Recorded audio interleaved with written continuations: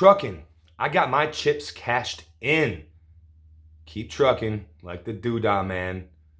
Together, more or less in line. We just have to keep trucking on in these crazy turbulent times. It is almost over. And right now it is Horror Vision 2020 time.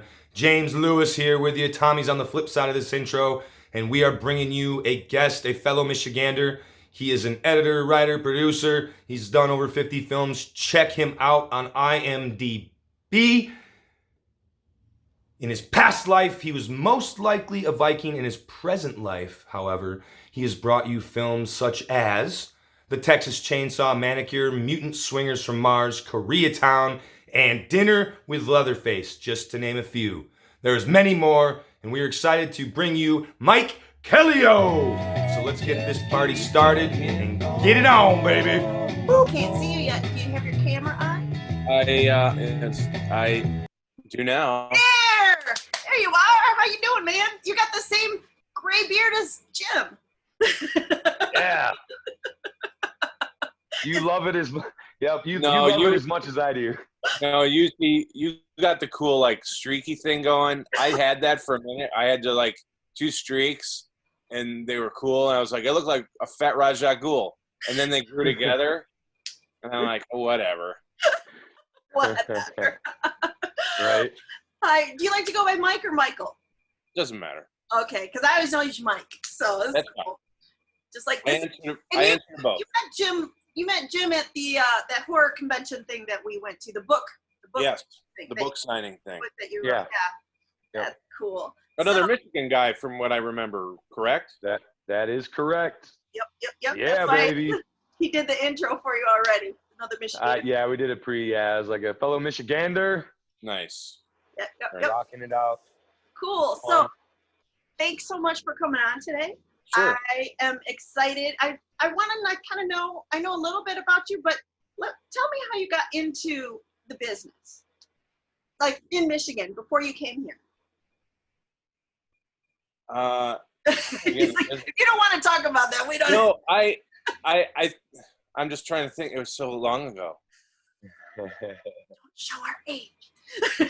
I mean, I remember it like it was yesterday. Yes! It was yesterday. It was yesterday. I started doing effects. I think that's really how probably when I was, let me think. I started going to school. I went to Oakland Community College for a minute in Farmington. And they used to have this program called Zooming In, Focus.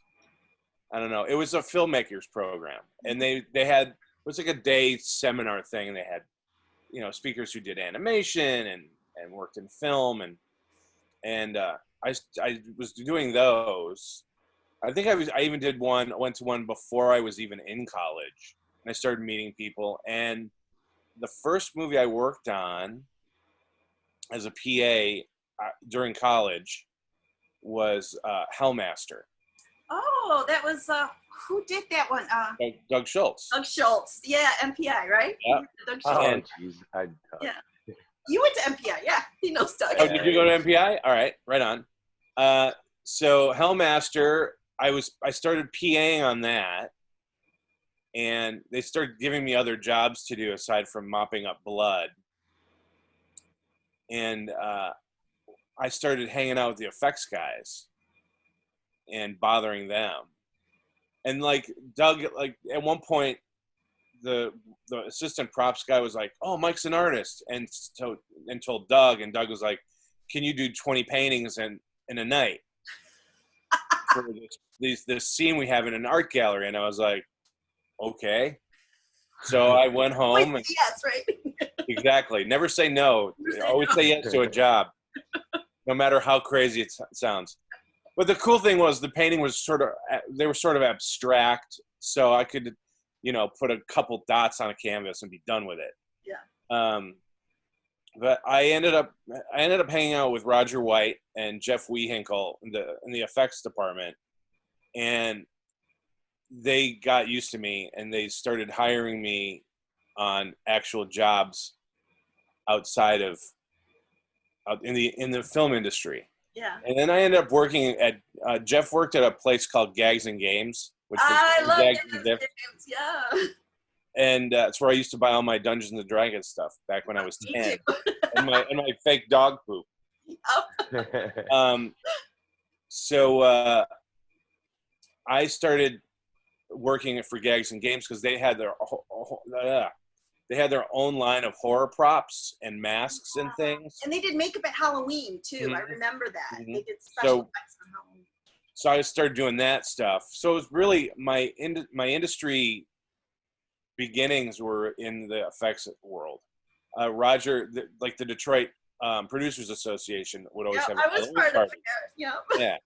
They always had a big Halloween blowout every year, and Roger would do the makeups and stuff for the people, and I ended up doing some of that, and just the makeup world is really how I started. And I was making my own movies and stuff too, so Super 8 and video, and I went to the Detroit Film Coalition. Were you part did of that that? too. I was one of the founding members. Oh yeah. Well, that's where I did my first film. Oh, right on. I did an 8mm called Childish about the triangle of a serial killer. Oh, right on. You still have it? Somewhere. I gotta find it. It's on 8mm.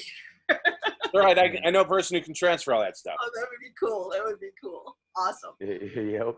So how did you meet Bruce Campbell? Because did you meet him in Michigan or until you moved out here? Because I know you do a lot of stuff. Well, you've done a lot of stuff with him before.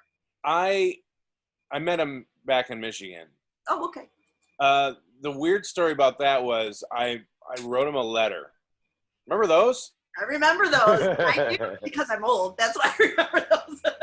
Yep. I wrote him a letter when I was 20, and it was basically, "Dear Bruce, I am 20. I want to make a movie, but I have no idea about how to go about it."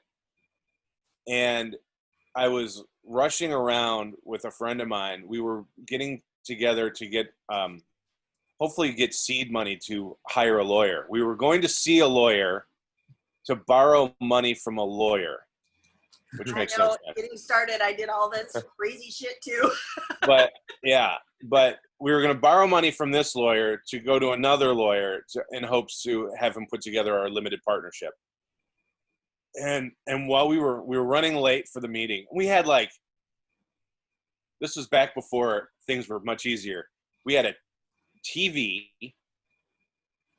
a VCR, and a bunch of articles about independent filmmakers and that, and a tape of some of the Super 8 stuff I had done. And we were lugging this all out to a car to go to a meeting that we were running late for, to get money from a lawyer who then wasn't going to do our paperwork. He was just going to potentially give us money to go to another lawyer. But thinking about it now, it's completely absurd, beyond absurd. I do shit like that all the time. We were literally a half hour late already, and I was still living with my mom and my grandmother. As we were leaving the house, my grandmother bursts out the door and goes, "Mike, you have a phone call."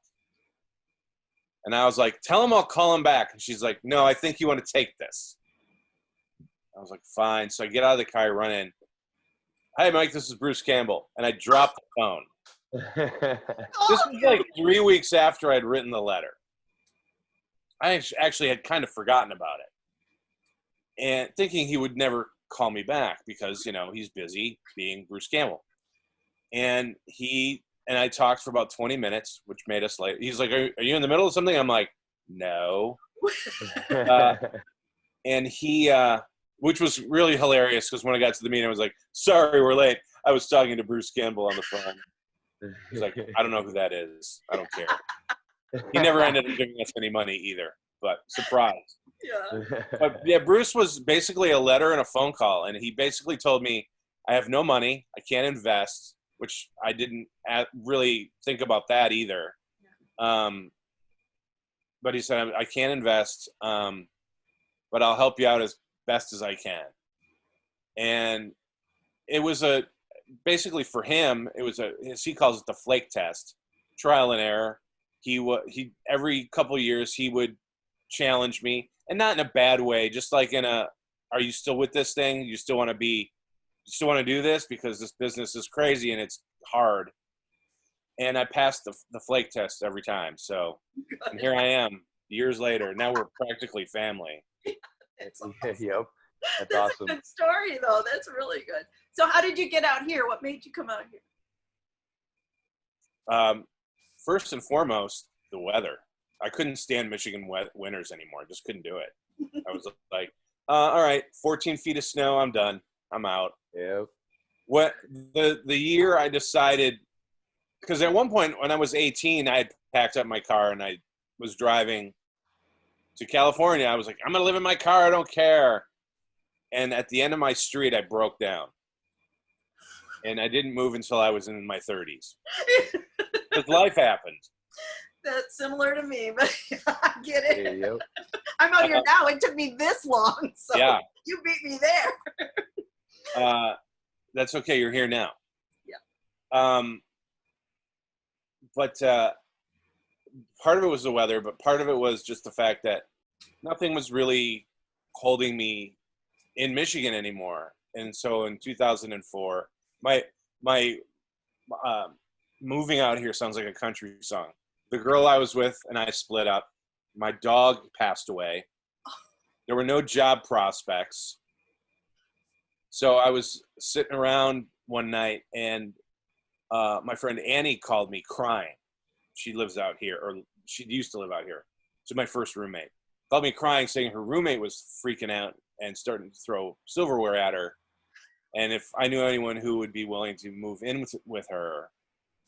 And I was like, well, how about me? Because I've nothing here anymore, really, except for my mom.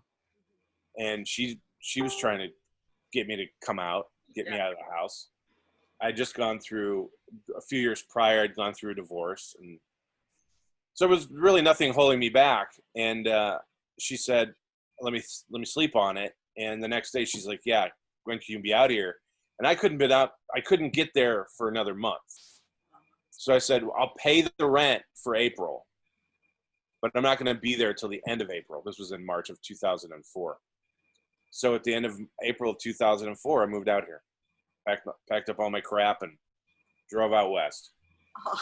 The adventure began. Yeah, because they weren't making movies in Michigan. And then when I moved here, they got incentives in Michigan. Yeah. They started making movies. Although I knew it was going to kind of crumble and collapse on itself. Just so you know, they wouldn't give money to people that were already making movies in Michigan. They wouldn't give us money. I had to go hire producers in LA before they would even take any application. So it wouldn't have mattered. Really? Yep. Really? Because you were already making movies here. We don't need to give you money. Right. So they wanted to attract other money. So I'm like, That's dumb. I know. Yep. I know. But I think Jim's got some questions about your movies. Yeah. Well, first and foremost, like, what was the inspiration for Mutant Swinger from Mars? Yeah, I want to hear about that. I think we showed it at Motor City Nightmares one year. You did. Yeah. 3 or 4 years ago. Yeah. What was the inspiration? Liquor? No. I always, there was sort of a two-part reason for that. Me and my buddy Pete, who helped me make the movie, we were huge fans of that 50s genre. And we were jokingly, he used to work at a health food store called Betty's in Birmingham, Michigan. And I would go visit him during the day, during the slow days. And we just stand in the aisle and shoot the shit about making dumb movies. Pete had made a movie while I was making my first movie, Hatred of a Minute. Pete made a movie called Back in Business. It was a short film he made with Chuck Serginski. Oh, I know Chuck, yeah. Yeah. And I liked Back in Business. It had sort of this, it was about these two brothers who owned a funeral home, and business was slow. So they decided to drum up business. And it has a sort of a British humor sensibility that I enjoyed. So Pete and I hit it off pretty much right away. And we started joking around about making a 50s science fiction film. And originally it was Robot Monster. we wanted to do an indirect, unofficial sequel to Robot Monster that we kept calling Robot Monster 2000. Because Gorilla 2000. I already had a gorilla suit. All we needed was a diving helmet. That's right. I remember the girl at the time. Funny. So we joked about that, and then the more we talked, the more we realized, like, oh, we were both Jerry Lewis fans, and oh, Frankenstein. We both love Frankenstein. And we decided that Robot Monster would be really cool, but what if we made it and the people who own the rights to Robot Monster went, you didn't get the permission from us, and then they tried to sue us? That would suck. Yeah. So we started taking our sensibilities of the things that we liked, Jerry Lewis, Frankenstein, science fiction, 50 sci-fi, the silliness of it, and we decided to make our own version of what we thought that would be. And of course, with the Ed Wood and Orson Welles sort of aspect to it, making your own stuff, doing it no matter what. And it turned into Mutant Swinger from Mars. I wrote that script in like 3 days. That's awesome. Who was in it? There's some people in it that we might know, right? The only real, everyone was from Michigan except like the one main, like the name is Jack White. Jack White happens to be in the movie. Wow. Prior to the White. He wasn't a name then. No, he had a name, but it's funny because he signed the contract to be in the movie, and when he signed it, he said, "Can I put my stage name as well?" Yeah. And I said, "Well, just put your stage name and put your real name in parentheses if that makes you feel better." Yeah. So he signed it Jack White, but in parentheses it says John Gillis. Oh, that's cool. That's so really it's cool. like, yeah. So it's like in I think that the White Stripes he had either just started doing it or it was just before. But Kevin Carrico shot the first video, right? Remember Kevin Carrico, the shooter? He shot the first, like, I forgot which video it was, but he shot the one that like launched them big. I remember. Right. Yeah, I saw them I think it was at the Berkeley Front, long, like 2005 or 6, I believe. I don't remember if it was the White Stripes, but it was like right at the very beginning. Yeah. I thought that was cool. That's cool though. That's cool. Where can we see that? Is it on Netflix or Amazon, or can it's on Vimeo right now? Okay, perfect. So people can go watch Mutant Swingers from Mars on Vimeo. Yes, but it's this year more streaming platforms. I think we're doing a DVD first that'll have some stuff on it, but then the special edition fully packed Blu-ray comes out probably in the fall, late summer, early fall, I'm hoping.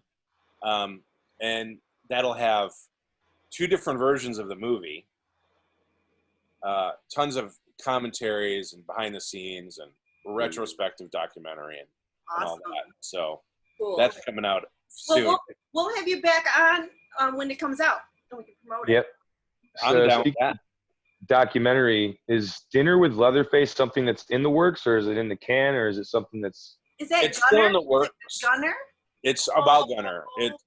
When Gunner passed, Gunner Hansen, who was in my first movie, when Gunner passed, strange story about that.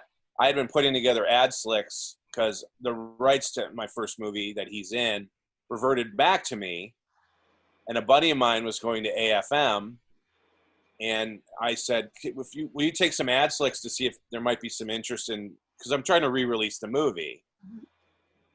So we met at a bar across the street from me, a tiki bar. I handed him the ad slicks that I'd made. 10 minutes later, I checked my phone and found out Gunner had died. And I'd spent all day looking at like old pictures and all that.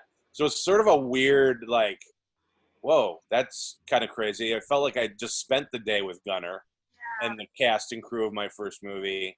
And then I find out he had passed away, which was kind of a bummer because I never got to, like a lot of people, never got to say goodbye. No one really knew he was sick. And like a few days later, it just clicked. I said, he was such an interesting guy.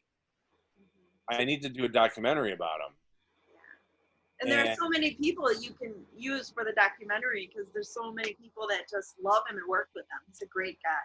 Yeah, and I have 40 interviews in the can so far, so it's still a work in progress.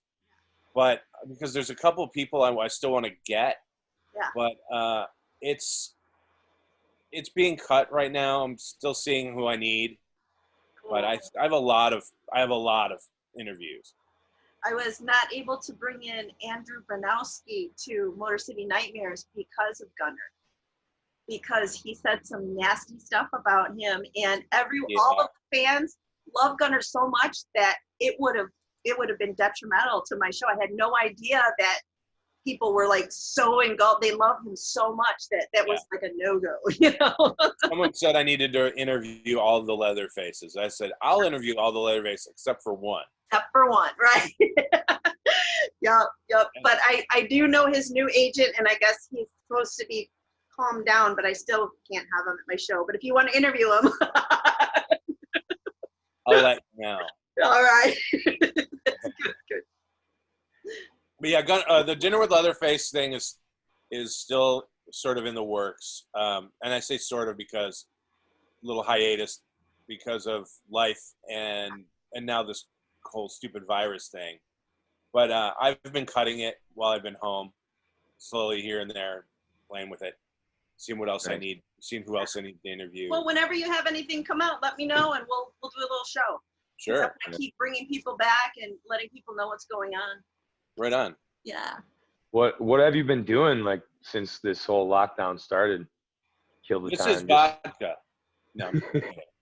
Well, I do my cannabis. I've been doing a lot of drinking. Scotch.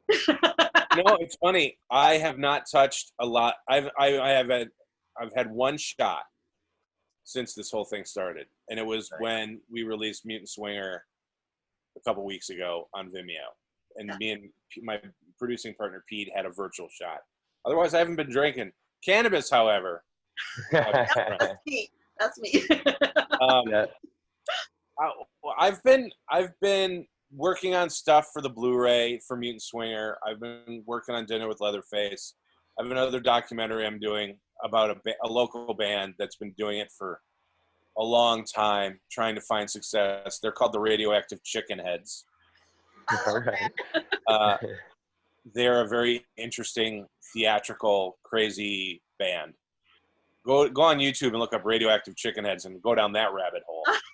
Okay. But I got to interview the bass player and one of the founding members of Devo for that documentary. Oh, well, that's cool. That's worth the time. That's cool. Gary Castelli. Yeah. That's But didn't you make some cool puppets with Kurt Thatcher or something like that? Yeah, I've been writing. I've been working on. It's a show called Travel in Time. Okay. And it was a pitch pilot for a travel show idea that me and Kirk developed based on an idea an old boss of mine had that him and I were developing.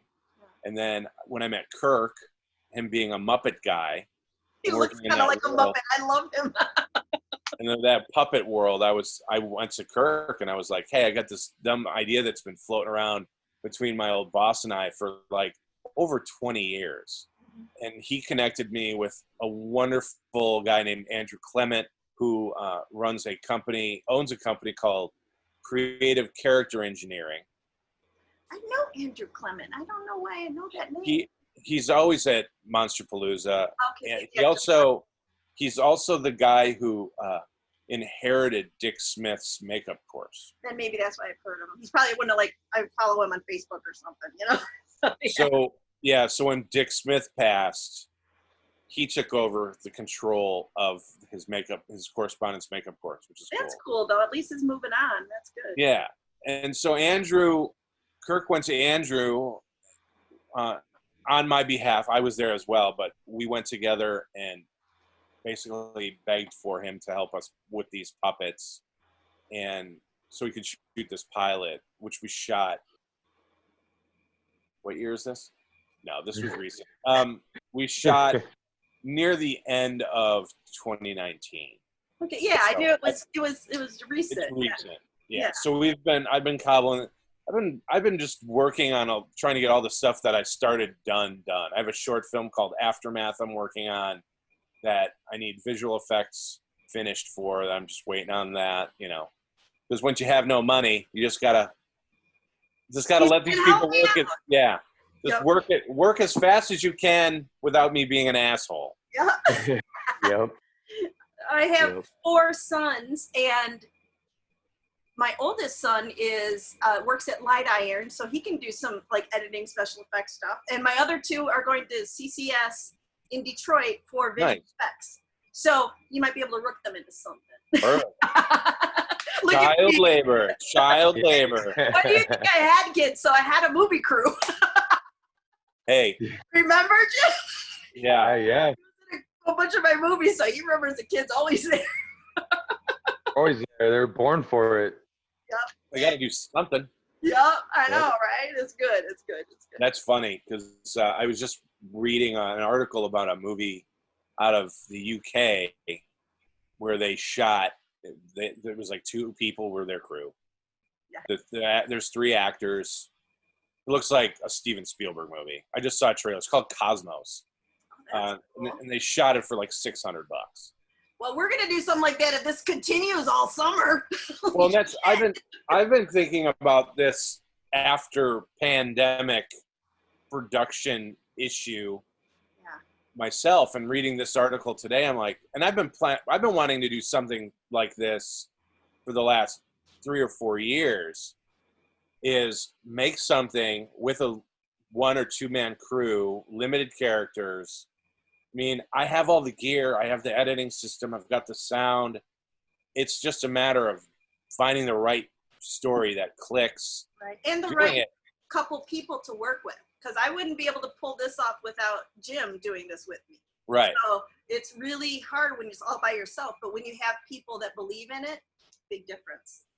Yeah. So that's the thing that I've been kind of mulling over in my head myself, is especially now today reading this very inspirational article and seeing this trailer going, oh, God, this movie looks like it was shot by, you know, Vilmos Sigmund, or, you know, someone. It's an amazing looking film, and they shot it with the original Blackmagic pocket camera. Wow. and they had 2 lenses. They had our phones shoot better than my first cameras. So. Yeah. Yeah. Yeah, man. You know? That's the other thing too, is what can we do, because they're going to be itching for product once this is like all said and done. Thank God. I think we're coming on to, everyone's like, oh, AMC is going to close. No, they're not. AMC theaters aren't going anywhere. They're going to figure it out, or they're going to get bought out. They were already moving to the point of where it's more of just a luxury, you know, and the bigger seats. So they kind of have it going on where they're going to be able to transition, I think. I think you're right. And I was, you know, doing that whole A-list thing. I don't know if you're a member of A-list, which you spend $25 a month, you can see 3 movies a week. Oh yeah. Yeah. Which is genius. Because I would do that. That's awesome, you know. But I was part of it. Matter of fact, one of the last things I did before they shut everything down was I went to the movies up at Universal and saw The Invisible Man. And was it good? It was great.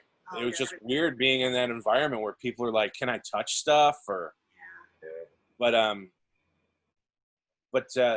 think we're in a sort of forced phase of a new, like in the 70s, late 60s, early 70s, when things like Easy Rider came out. It changed, that the independent film scene changed Hollywood a lot. And because it was going corporate, and a lot of people knew it, and it's more corporate now than it is and has ever been. Yeah. I think that's going to flux again. I think we're going to see another wave of, because look, I like a Marvel movie as much as the next person. They're fun event things. You go see them. They're big. But what's different about them? It's like, oh, bad guy. They're going to destroy the world. All right, well, someone's got to save the world. That's happening way too much in movies, especially these big tentpole movies, where it's very cookie cutter because they're afraid to do anything different because they are corporate. And I think we're coming into a new renaissance of independent filmmaking. After watching Parasite. Because of these. Parasite. Yeah, but after watching Parasite, I totally believe that. because look what it won, look what it did, and it's so offbeat. People don't want that cookie cutter anymore, you know. Right. So I think you're right. We're going into that direction, so it's going to be really good for us. I think. I'm hoping so, because we do have things like an iPhone 11 that shoots better than a lot of prosumer cameras do. I know, right? Yeah. I don't have that yet, but do you have that, Jim? All right. So the next thing we're gonna get is I have the 10. I have the 10, and I've been considering, like, I've shot in pickup shots for stuff. Yeah. On the phone. There's actual footage for Traveling Time, this puppet travel show. Yeah. Some of my B-roll is just the iPhone. You can't tell. I can't tell. I know. No, a little color grading, a little finesse. Right. And the distributors, no one cares as long as it looks good. So they don't care what it was shot on. They could care less, you know? Exactly.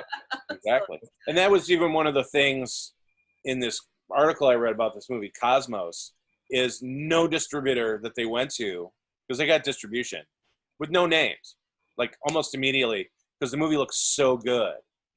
No one went, oh, what did you shoot on? No distributor went. And their friends are like director of photography, cinematographer types are like, wow, you got a really good look out of your Alexa. And they're like, we shot this on a pocket camera. We didn't shoot on an Alexa. It's all about the glass. It's all about that glass and knowing how to color time it. Yeah, we just interviewed, what were their names? The Coleman Brothers? The Coleman Brothers. If you get a chance, Google Halloween Inferno. They did a 2-part series. I'm going to write that down. I can tell you later. I'll talk to you later. But they did, and we just interviewed them, and it was amazing looking. You gotta see it. So I know that this is going to happen. It's going to be that, what do they say, the fat farm girl from Indiana is going to win the Academy Award, you know? Well, and that was not that they're fat farm girls. No, they're not. that was Coppola predicting YouTube. Right, you're right. Yeah, right. Exactly. And look, it was YouTube. He was predicting something, but yeah. Well, he definitely had his finger on that whole sort of renaissance, for lack of a better word, again, renaissance of he was like that. And I mean, even his last movie that he attempted to make, Twixt. I don't even know. It's a vampire movie. Oh. With Val Kilmer and not Dakota Fanning, the other one, Ella. Elle Fanning. Yeah. And it was a weird, shot digitally, which I don't think he'd ever done before. It was a weird movie, but it was very experimental. And I guess he could remix the movie as people were watching it. So he actually had screenings where he had a video DJ who could recut the movie as they were going, as they were watching it. And it was very similar to what Mike Figgis attempted to do with Timecode 2000 back in 2000. I remember that, yeah. Where they could mix the movie. Right. Yeah. I mean, he could control what panel you could hear the best. Yeah, but I think that is something that is probably going to come into play. I think that is some, because people want that interactive. So it's the beginning of like the augmented reality, you know what I mean? Yeah, a friend of mine working with, matter of fact, the Radioactive Chicken Heads are doing augmented reality. It's not even VR. It's you just use your phone, right? And the guy was showing me the technology. It's just a green screen room with 40 cameras, all placed kind of matrixy, so they're all positioned equally amount apart and up and down, where they're saying, and I don't think it would work personally, I don't think it would work for a whole movie, but where you can shoot a movie or shoot whatever you're shooting and do everything else in post. You don't need a crew, as they say. You still need a crew. But you can go like, I don't like this camera angle. Let's move the camera over to this side. All right, let's bring it up here, or let's bring it down here. And they do some really interesting stuff with it. I don't see a whole movie. I don't see crews going away because of it. Oh no, I don't either. Well, the guy who was doing it, who was running the studio, claimed he had pitched it to Netflix on how they could get rid of crews for the most part, and now only worry about this camera. people It's all working in virtual. Yeah. It's all virtual. Yeah. I Well, don't. cost-wise, I get it. But still, you're still dealing with now. You have to make your entire backgrounds, your ground, everything has to be fabricated in the computer. But you don't have all the different artists putting it together. Like, you know what I mean? I don't know. I don't think it'll be good for something, but I don't know how mainstream it'll be. Right. Yeah, there's no way the industry can change completely. They might. I don't know. After this pandemic, I didn't think they could force us to stay home either. But you're not being forced to stay home. Well, I They're don't want to just- die. Yeah, exactly. People are asking me, like, so what have you done during the pandemic? Well, I've been keeping busy and not dying. Yes. That's why all those dumbasses in Michigan. So happy to be here. I'm still, I can't wrap my head around any of that right now, where it's don't get me. We're not going to talk about that right now because I will go crazy with that. Oh, man. Oh. Hopefully 3 weeks. 3 weeks. What was the other one you were telling me about, Jim? The Manicure? Oh, the Texas Chainsaw Manicure? Yeah. That's one of your short films, though. But that's. I just wanted to hear about it because it's just a great give us a little spiel on the Texas Chainsaw Manicure. Texas Chainsaw Manicure is actually kind of a weird. I have a funny story about everything, but I have a funny story about that. I don't think Bill Mosley likes me. He likes everyone. Bill likes everyone. I'll tell you what. He got mad at me. So what happened was this. I wrote Texas Chainsaw Manicure when I was 16. So like a couple weeks ago. I wrote it a long time ago. And I was going to shoot it on Super 8. And in Michigan, I can't remember who it was, but they were having a Super 8 film festival, and it was around Halloween. So it was like, shoot a spooky Super 8 film, and we'll screen it at this bar. And I was like, sweet. So I'd written it, and I never got to shoot it. And then I moved out here years later, and MTV that year, the MTV Movie Awards had a contest to where you shot a short film based around one of the nominees of best movie according to the MTV Movie Awards, because those are so important. And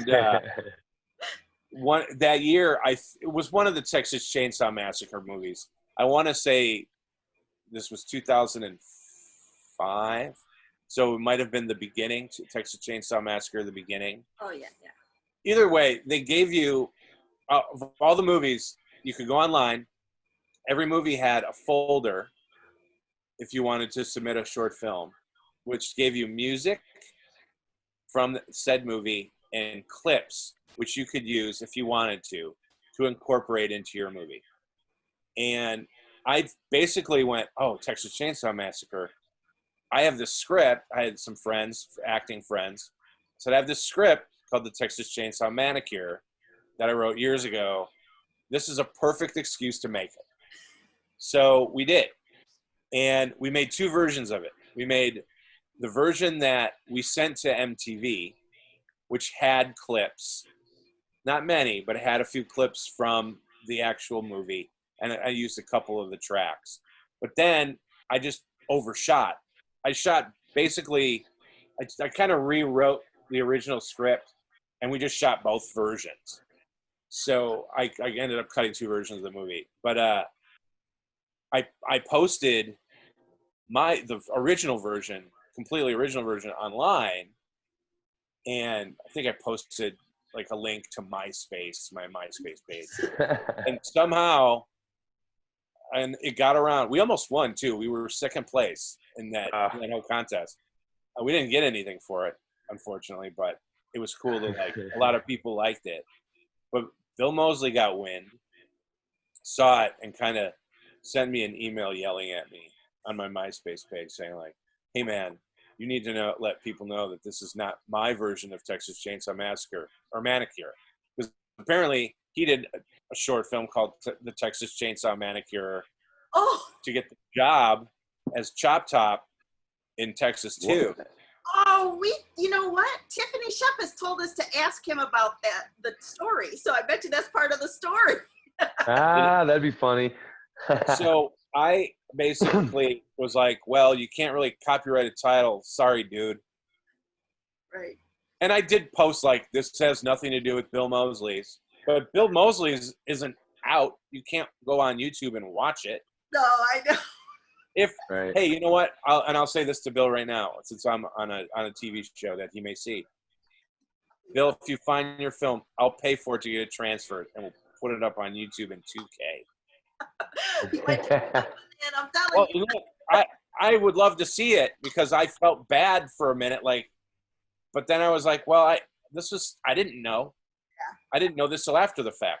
Yeah. And you know what? Hey, great. There's another thing for you, Bill. Great fucking minds think alike. Bill doesn't. He loves everything. He's a good guy.